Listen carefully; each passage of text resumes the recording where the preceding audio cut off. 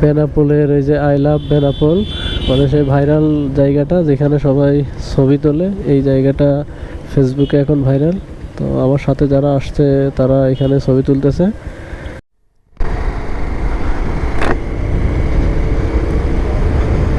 আমি বেনাপোল থেকে বের হয়ে যাচ্ছি, এখন বাড়ির দিকে রওনা হচ্ছি।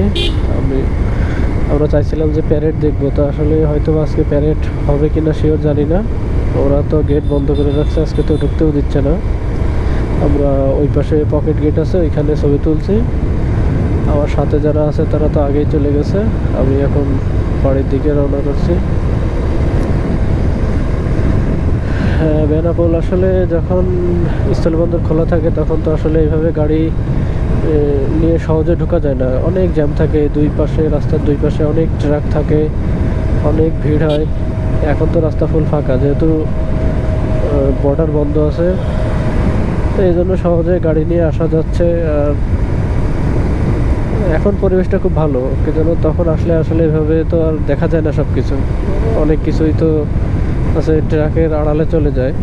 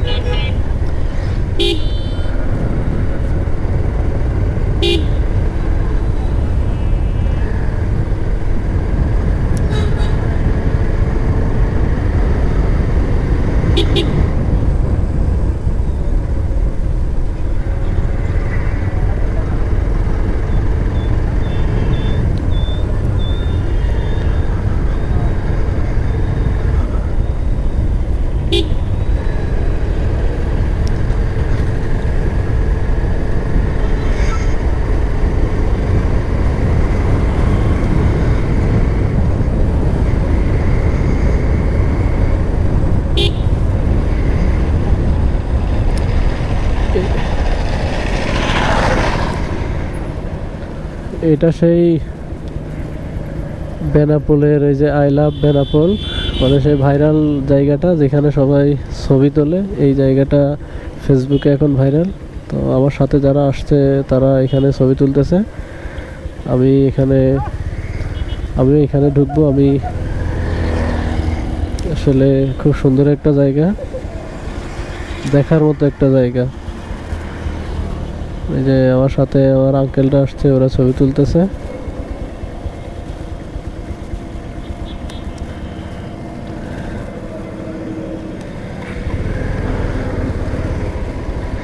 আমি এখন আমার বাইক সাইড করে ভিতরে ঢুকবো, আমিও দেখি কিছু ছবি তুলি।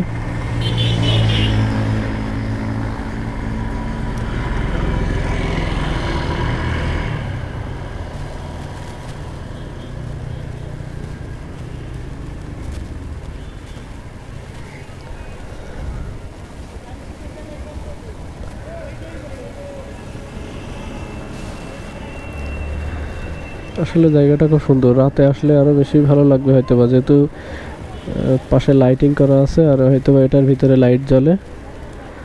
খুবই সুন্দর একটা জায়গা।